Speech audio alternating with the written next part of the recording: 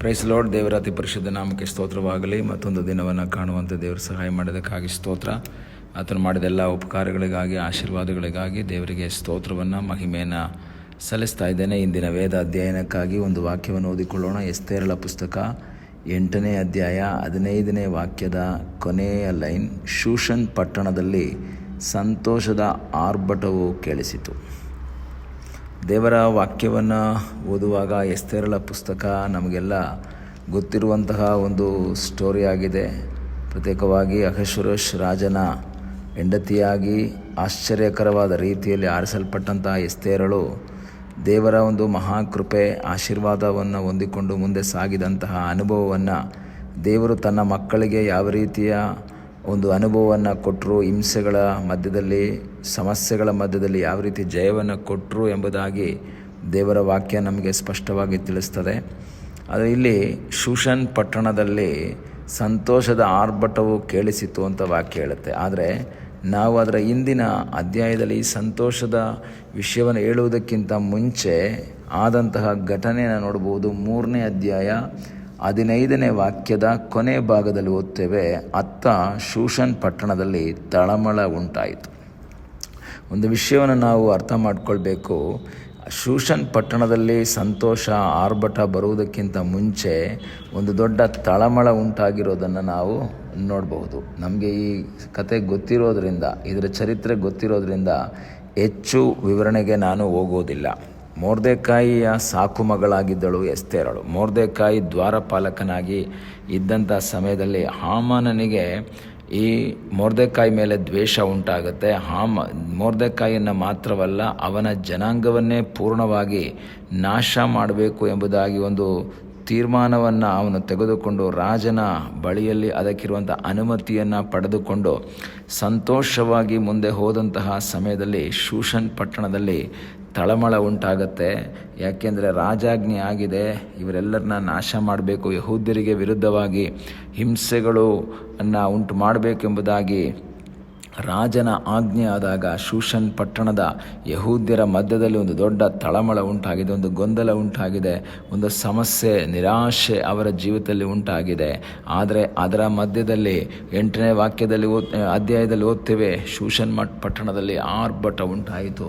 ಈ ತಳಮಳವು ಹೇಗೆ ಆರ್ಭಟವಾಯಿತು ಎಂಬುದಾಗಿ 4ನೆಯ ಅಧ್ಯಾಯದಿಂದ ನಾವು ಓದ್ತಾ ಬಂದರೆ ನಮಗೆ ಗೊತ್ತಾಗುತ್ತೆ. ತಳಮಳ ಯಾವ ರೀತಿಯಲ್ಲಿ ಅದು ಆರ್ಭಟಕ್ಕೆ ಕಾರಣವಾಯಿತು.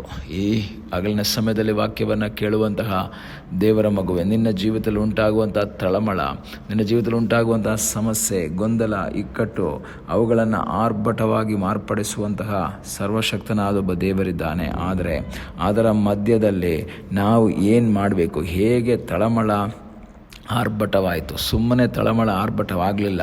ತಳಮಳ ಆದಂಥ ಸಮಯದಲ್ಲಿ 4ನೆಯ ಅಧ್ಯಾಯ 1ನೇ ವಾಕ್ಯದಲ್ಲಿ ಓದುವಾಗ ಮೊರ್ದೆಕಾಯಿ ನಡೆದದ್ದನ್ನೆಲ್ಲ ಕೇಳಿದಾಗ ಬಟ್ಟೆಗಳನ್ನು ಹರಕೊಂಡು, ಗೋಣಿ ತಟ್ಟನ್ನು ಕಟ್ಟಿಕೊಂಡು, ಬೂದಿಯನ್ನು ಹಾಕಿಕೊಂಡು ಅವನು ಪಟ್ಟಣದ ಮಧ್ಯದಲ್ಲಿ ಹೋಗುತ್ತಾ ದುಃಖಾತಿಶಯಿಂದ ಗೋಳಾಡಿ ಅರಮನೆ ಹೆಬ್ಬಾಗಿಲಿನ ಮುಂದೆ ಬಂದನು.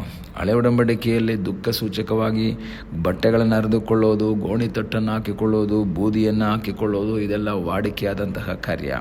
ಮೊರ್ದೆಕಾಯಿ ತಳಮಳ ಉಂಟಾದಂತಹ ಸಮಯದಲ್ಲಿ ಅವನು ಒಂದು ತೀರ್ಮಾನವನ್ನು ಮಾಡ್ತಾನೆ. ಗೋಣಿ ತಟ್ಟನ್ನು ಕಟ್ಕೊಂಡು ದೇವರ ಸನ್ನಿಧಾನದಲ್ಲಿ ಪ್ರಾರ್ಥನೆ ಮಾಡುವುದಕ್ಕಾಗಿ ತೀರ್ಮಾನ ಮಾಡ್ತಾರೆ. ಪ್ರಿಯ ದೇವರ ಮಕ್ಕಳೇ, ನಮ್ಮ ಜೀವಿತದಲ್ಲೂ ಸಹ ಎಲ್ಲಿ ತಳಮಳ ಉಂಟಾಗಿದೆಯೋ ಅಲ್ಲಿ ಕಣ್ಣೀರಿನ ಪ್ರಾರ್ಥನೆ ಇರುವುದಾದರೆ, ಅಲ್ಲಿ ತಮ್ಮನ್ನೇ ತಗ್ಗಿಸಿಕೊಳ್ಳುವಂಥ ಅನುಭವ ಉಂಟಾಗುವುದಾದರೆ ಅದ್ಭುತವನ್ನು ಮಾಡುವಂತಹ ಸರ್ವಶಕ್ತನಾದ ಒಬ್ಬ ದೇವರಿದ್ದಾನೆ. ಮೊದಲನೇದಾಗಿ ಮೊರ್ದೆಕಾಯಿ ಆ ವಿಷಯವನ್ನು ಆ ಎಸ್ತೇರಳಿಗೆ ತಿಳಿಸುವಂತಹ ಪ್ರಯತ್ನವನ್ನು ಮಾಡ್ತಾನೆ. ಎಸ್ತೇರಳು ಒಂದು ತೀರ್ಮಾನ ಮಾಡ್ತಾಳೆ, ನಾವು ಉಪವಾಸವಾಗಿದ್ದು ಪ್ರಾರ್ಥನೆ ಮಾಡ್ತೇವೆ ಎಂಬ ತೀರ್ಮಾನವನ್ನು ಅವರು ತೆಗೆದುಕೊಳ್ತಾರೆ. ಹಾಗೆ ದೇವರ ಸನ್ನಿಧಾನದಲ್ಲಿ ಉಪವಾಸದಿಂದ ಪ್ರಾರ್ಥನೆ ಮಾಡುವಂತಹ, ತನ್ನ ಮಕ್ಕಳಿಗಾಗಿ ಅದ್ಭುತವನ್ನು ಮಾಡಿದಂತಹ ಸರ್ವಶಕ್ತನಾದ ದೇವರು ಹಾಮಾನನು ಮೊರ್ದೆಕಾಯಿಗೆ ವಿರುದ್ಧವಾಗಿ ಮುಂದಿನ ಅಧ್ಯಾಯಗಳಲ್ಲಿ ಓದುವಾಗ ಗಲ್ಲು ಮರವನ್ನು ಸಿದ್ಧ ಮಾಡ್ತಾನೆ. ಆದರೆ ದೇವರು ಆ ರಾಜನ ನಿದ್ದೆಯನ್ನೇ ಕೆಡಿಸಿ, ರಾಜನಿಗೆ ನಿದ್ದೆಯನ್ನು ಬರಗೊಡಿಸದೆ ಆ ರಾಜನು ಆ ದಿನಚರಿಯ ಪುಸ್ತಕವನ್ನು ಓದುವುದರ ಮೂಲಕ ಮೊರ್ದೆಕಾಯಿಯನ್ನು ಆಶೀರ್ವಾದ ಮಾಡಿ ಅಥವಾ ಮೊರ್ದೆಕಾಯಿಯನ್ನು ಮೇಲೆ ತರುವಂತಹ ಪ್ರಯತ್ನವನ್ನು ಮಾಡ್ತಾನೆ.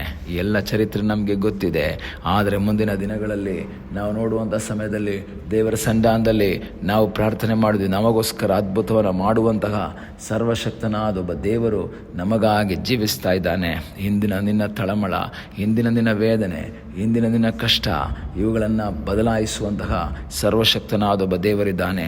ಅದನ್ನು ಸಂತೋಷವಾಗಿ ಆರ್ಭಟವಾಗಿ ಮಾರ್ಪಡಿಸುವಂತಹ ಒಬ್ಬ ದೇವರು ನಮಗೋಸ್ಕರ ಜೀವಿಸ್ತಾ ಇದ್ದಾನೆ. ತಳಮಳ ಇದ್ದಾಗ ನಿರಾಶೆಯಿಂದ ಗುಣಗುಟ್ಟುವಿಕೆಯ ಮಾತುಗಳನ್ನು ಹೇಳದೆ ನಾವು ನಮ್ಮನ್ನೇ ತಗ್ಗಿಸಿಕೊಂಡು ಮುರಿದ ಮನಸ್ಸುಳ್ಳವರಾಗಿ ದೇವರ ಸನ್ನಿಧಾನದಲ್ಲಿ ಉಪವಾಸದಿಂದ ಪ್ರಾರ್ಥನೆ ಮಾಡುವುದಾದರೆ ಇಂದಿನ ತಳಮಳವನ್ನು, ಇಂದಿನ ವೇದನೆಯನ್ನು, ಇಂದಿನ ನಿರಾಶೆಯನ್ನು ನೀಗಿಸುವುದಕ್ಕೆ ಶಕ್ತನಾದ ಒಬ್ಬ ದೇವರಿದ್ದಾನೆ. ಆ ಕರ್ತನಲ್ಲಿ ಆಶ್ರಯಿಸೋಣ, ಆ ಕರ್ತನ ಮುಖವನ್ನು ನೋಡೋಣ.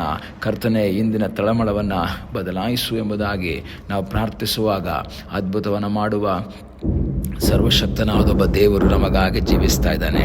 ಆ ದೇವರಲ್ಲಿ ನಾವು ಆಶ್ರಯಿಸೋಣ, ದೇವರ ಚಿತ್ತಕ್ಕೆ ವಿಧೇಯರಾಗೋಣ, ದೇವರ ಇಷ್ಟವನ್ನು ಮಾಡುವಂತೆ ದೇವರು ನಮಗೆ ಸಹಾಯ ಮಾಡಲಿ. ಕಣ್ಣುಗಳನ್ನ ಮುಚ್ಚೋಣ, ಪ್ರಾರ್ಥನೆ ಮಾಡೋಣ. ನಮ್ಮನ್ನು ಬಹಳವಾಗಿ ಪ್ರೀತಿ ಮಾಡುವ ಪರಲೋಕದ ತಂದೆಯಾದ ದೇವರೇ, ಮತ್ತೊಂದು ದಿನವನ್ನು ಕಾಣುವಂತೆ ಸಹಾಯ ಮಾಡಿದ್ದಕ್ಕಾಗಿ ಸ್ತೋತ್ರ.